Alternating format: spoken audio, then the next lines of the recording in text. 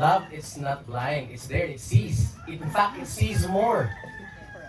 But the fact that it sees more, it's willing to see less. That's how it becomes love.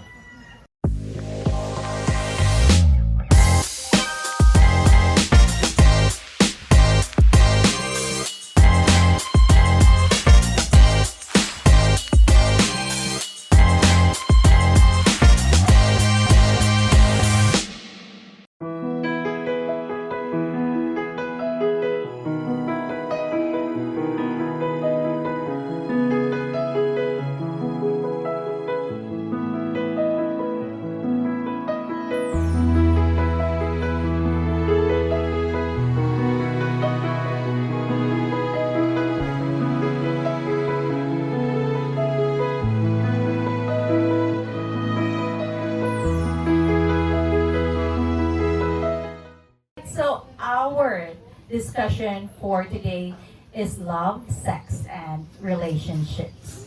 Okay, so I hope everybody is excited and prepare your questions because we did invite two men allies to give us overview of how men think about these things. So we have three panelists for today. And I would like to introduce our first panelist. Our first panelist is a leader whose career is marked by vision, service, and transformation. As Executive Director for HR Operations at the University of the Visayas, he has advanced people-centered strategies that strengthen institutions and uplifts communities. As president and founder of RF Concession Group, he demonstrates how entrepreneurial leadership can create opportunity and sustainable growth. Across industries, from manufacturing and aviation to outsourcing and education, he worked as an HR consultant, has helped organizations build cultures of excellence, resilience, and impact. Beyond titles and achievements, his journey reflects a deep commitment to shaping lives, building legacies, and developing future leaders. Today, we are honored to hear from a visionary strategist, dedicated servant leader, and currently one of the board of directors of Growthimity Incorporated. Please join me in welcoming Mr. Ray R. Buenavista.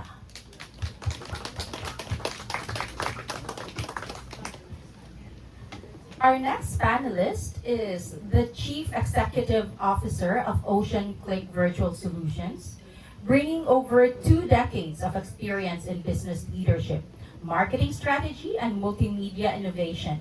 Since 2005, he has led the development of scalable marketing initiatives, brand building strategies, and cross-functional growth programs across multiple markets. Beyond Oceanclick, he also serves as president of Badaji Corporation, co-founder of Daniel Automotors, and president of the Outsiders Motorcycle Club Dumaguete chapter, reflecting sustained leadership across corporate, entrepreneurial, and organizational spheres. Through international marketing engagements and industry events, he has built a strong global network with professional exposure across the United States, Europe, particularly Germany and Switzerland, and more recently, Australia. This global perspective shapes his strategic approach to brand positioning, partnerships, and market expansion. With a foundation in business administration and deep expertise in digital media, SEO, and multimedia systems, he leads with discipline, results, and performance excellence. Please join me in welcoming my other half, Mr. Lee Daniel. And of course, we saved the only Rose in this panel for last. She's an international best-selling and award-winning author of 16 books. Her books made it to the overall top 25 of Amazon's bestseller, qualifying her as one of the most read authors with the most read titles. Her books have been translated into 7 languages and featured in various magazines and print. including Glamour UK, the San Francisco Examiner, House of Cocoa, etc. You get it. She has appeared in TV shows such as NBC King 5, The Heart of Silicon Valley, and KTSF. Aside from writing novels, she also writes screenplays, product descriptions, resumes, book summaries, book descriptions, blogs, and magazine articles. She speaks at writing conferences, teaches writing workshops, provides ghostwriting, developmental and copy editing services for various clients. She's the founder of Talk Smarter, Live Better, a platform that helps individuals and organizations elevate and transform their communication skills for deeper connection and impact. She worked for 10 years at Stanford University and served as treasurer, event coordinator, and vice president for the Vermont Area Writers Club. As an advocate of promoting literacy, she has established mini libraries in the Philippines and plans to open more. Our very own Gwise president, Ms. Geraldine Solon.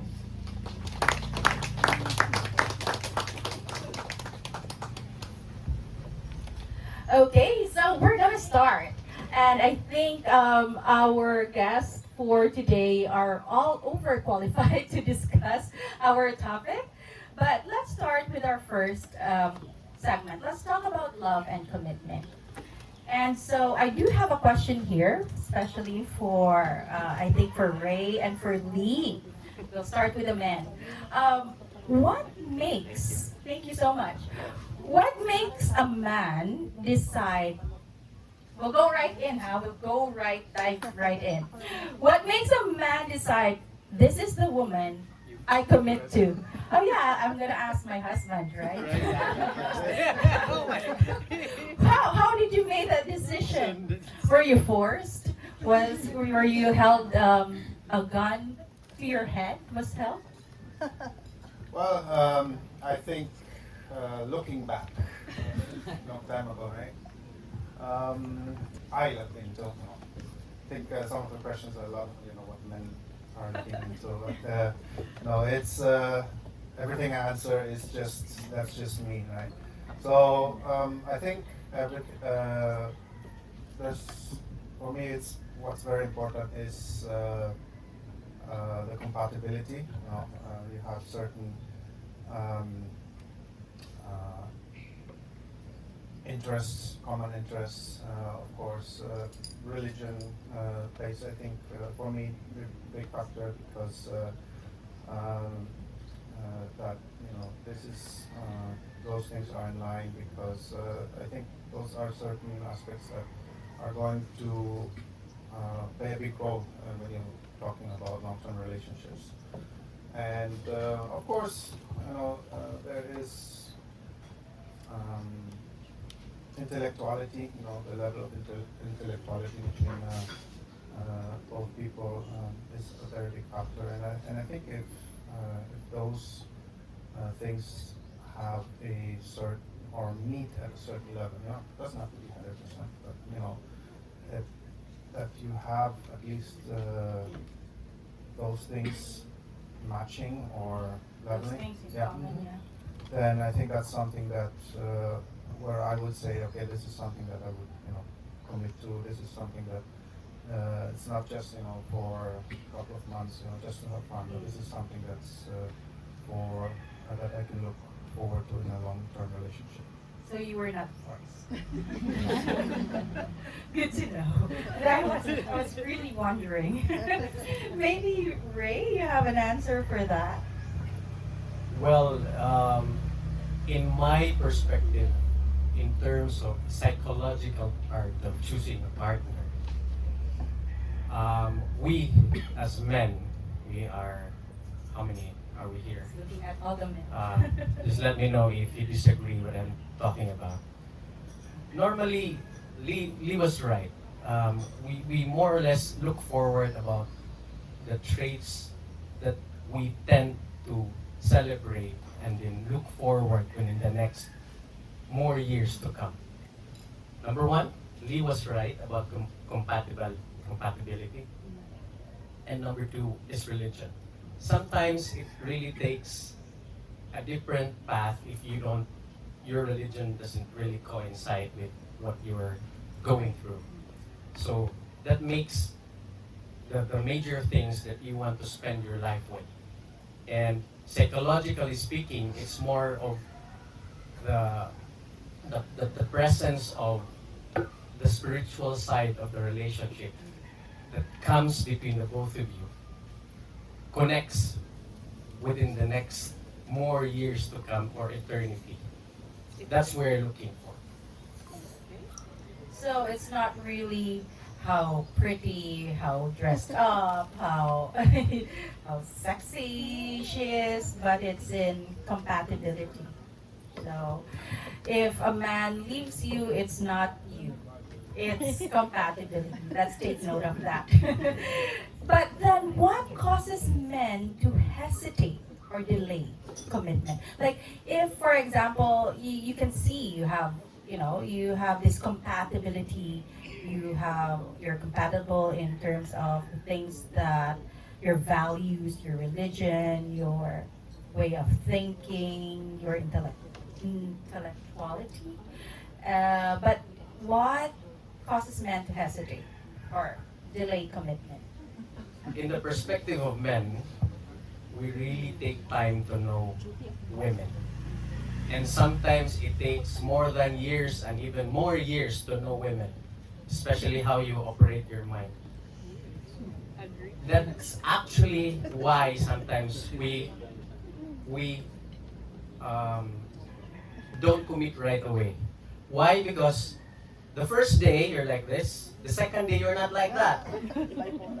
So it takes us to really take time for us to digest within our hypothalamus, within our mind, that this person, is this really the person that I really want? That is something that we always comes back all throughout when we were together in a relationship. That's why sometimes we hesitate. Oops, there's something that I can sense about this one. Maybe in the long term we're going to have a battle all the time. So each day it's a different day for women. And for us to decipher that takes time. Okay, thank you, Ray. How about you, Lee? What caused you to hesitate with all your exes and not with What causes me to hesitate? Or what? Or what? Some of my friends that I know, why they would hesitate is the fear of losing their freedom. Because because I think all men understand that when we commit to a relationship, it's always going to be, there's a song, it's not always rainbows and butterflies, it's about compromise. So, Maroon 5. But yeah, it's actually very true because when we're looking, or when we are committing to a relationship, we understand that there has to be compromise and that there has to be sacrifice and there has to be, given, we have to give up some of the freedom or some of the things,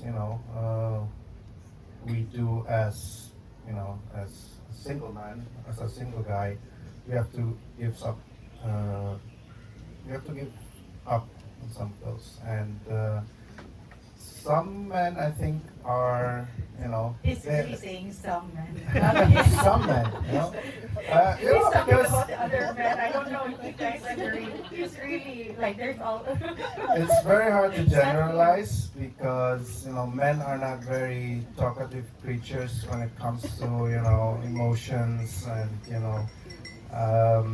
feelings. So I can just say it for for myself and for the few friends I know or instances that I know that that's what I observe, and I think that's one of the reasons why men are hesitating is the fear of losing their freedom. So I would like to ask Geraldine, Do you agree with their thoughts so far? Based on the first and second question? Yes. Yes.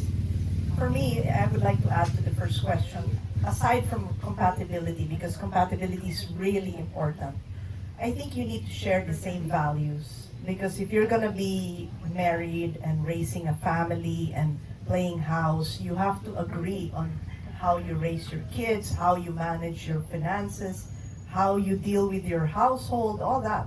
So, and aside from that, there has to be growth because partners, if you, when you're together, sometimes you can grow apart, right? You can, another person would want this, you may want another interest, and then the tendency is for you guys to really grow apart, and that's how marriages and relationships fail. So it's really growing together, and the mere fact that you're committed, you're in this together. It's, I mean, you love each other unconditionally, but you're also committed.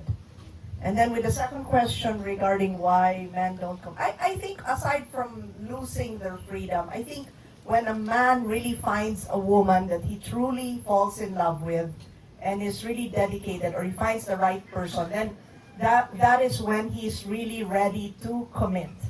Because I mean, I've known a lot of men who cheat or who, you know, they're babaero, they don't want to commit and all that. But once they fall in love and they find the right person, then you see that dramatic change because they see that this is the person that I can't live without. This is the person that I want to spend the rest of my life with. And I will do anything not to lose that person. So I've seen a lot of transformation in men with that. And they're ready to let go of their freedom because that person is worth it too, right? They're ready to overcome that Correct. fear. Yeah. So, do you think love is more a feeling or is it a choice? Actually, this question is for all three of you. You want Do to you start? think? Do I start? Yes. I think in the beginning it's a feeling, and sometimes you don't understand what you're feeling. Like when you meet somebody, you know, you have that spark, and it starts maybe, of course, with attraction. You know, we're all visual creatures, and we have that attraction. It starts with a feeling, and you start to question, wait, am I falling in love? And that's the most exciting part because you're really starting to fall in love. You know, you're not in love, but you're falling in love. And then later on, you get to know the person better. You see when they let go of the guards and all that, and you get to see the bad side, the good side, the bad side, and that's when you make that choice. If you're willing to tolerate the good, the bad, the ugly, you know, because and that's where you can see if you really love the person. Because sometimes you don't really get to know the person until you live together, and then you see sometimes they have skeletons in their closets. That's why I believe in a slow burn relationship. I really believe in that. I don't believe in quick relationships that you get married right away and you know you think you're in love and this is it and all. I believe in a more slow burn and mature relationship because that's where you can really see the character of a person, and then it becomes a choice for you to commit and to be with that person, to love that person for the rest of your life. That's me, huh? So it was a feeling and then gradually turns into a choice. Correct. Okay. How about Grace? Are you also in agreement? Of course. And do you know the saying, love is blind? Is it? We know, but is it? Do you agree with that? There, actually, it's half truth. Yeah. The whole statement of that is love is not blind. It's there. It sees. In fact, it sees more. But the fact that it sees more, it's willing to see less. That's how it becomes love. That's how you become the union of two both individuals. Yeah. Thank you. Before I proceed to the next segment, because the next segment is like the most interesting part, I would like to ask our audience if you have any questions or if our men have other thoughts about those answers. Or, you know, any violent reaction. Bing? For me, it's I just need to say, tread cautiously. what anchored our marriage, Chris, Yes, is the Lord. please. Yeah. So without God's grace and God's wisdom and all His guidance for us, our prayers together, that's what binded us together. Because obviously, we're planet Mars, planet Yes. Venus, whatever you call it. Venus and Mars. Venus and Mars. But marriage is work. It's a work in progress. Every day. Every It's day. not just. It's a work in progress every day, months, years, and so on. So The work doesn't stop it doesn't. the moment you're married. Absolutely. Thank you. Any other thoughts about love and commitment? Anyone else? Do you have questions? Okay. So as men, like you explained earlier, men are from Mars and women are from Venus, and you never know what version of a woman you're gonna get, but you have to fall in love with each version. So, what is a way that men today can support women as the wife, women as a psychologist, women as a therapist, the lover, the career woman, and the mother? How can we show up for you in those ways? I think G. Yes. Yeah. He's asking. What do women need from Yeah, what us? women what need. for men? What Okay. support does As women wives, as mothers, Yes. lovers, therapists, career Everything. women, Okay. everything. First of all, women don't really need solutions, right? When we're having a bad day, or let's say before your period and all that, and you're kind of irritable or depressed, we just need the man to just listen to us and just comfort us and be there. Because men think differently. They're all like, okay, how are we gonna solve this? How are we gonna? Solutions-driven, But yeah. they're more into that. So women, we need the tender, loving care. And we need to know that you're always going to have our back, no matter what, to support us. Even if we make mistakes, if we do stupid stuff, you're not going to take it against us. The relationship is there, but we just need to be reminded that we are always loved. And as women, we always need to feel beautiful, right? We need the man to tell us, you look beautiful today. You look so nice. You did a good job. Those things, those are even everyday simple words like that really mean a lot.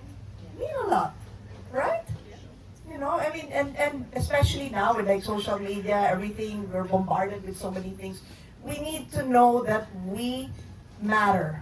That's it. We matter, and that you have to be our biggest fan, our biggest supporter, and we see that. And thank you for all the men that are here for us, right? Thank you for that. Thank you. And just follow-up question: is it the same for men? Perfect. Like, is that also what you need from women in terms of love and commitment? Great. Yeah, definitely. In our perspective, we normally want our partners to support us always. We normally do stupid things a lot more than you do, and we need guidance for that. That's why we need somebody to be there for us, to support us, whatever things that we need to have support with. How about me? Same. Yeah, it's of course, men. Of course, the feeling, appreciated, feeling recognized for what they do is very crucial for men. Although they may not, be able to express it, just like we're doing here right now. I don't think men are ever going to say it out loud. Oh, I need this. I need affection. I need you to tell me this. That's not, That's not us. it's not. Yeah, it's. But it is well received, and it is well needed. Especially on occasions, special occasions, or when something is done very, when a goal is achieved. For example, you guys are doing something very great every Father's Day, and this is something that really, it deeply touches me, and it's very, very it's a day in the year, I really feel appreciated, and that's really crucial for me, and I guess for a lot of men out there. All right. So I think it's safe to conclude that even though men are from Mars and women are from Venus, we do have the same needs in terms of being appreciated and feeling supported as we grow in love together for the rest of the years. Okay, thank you so much.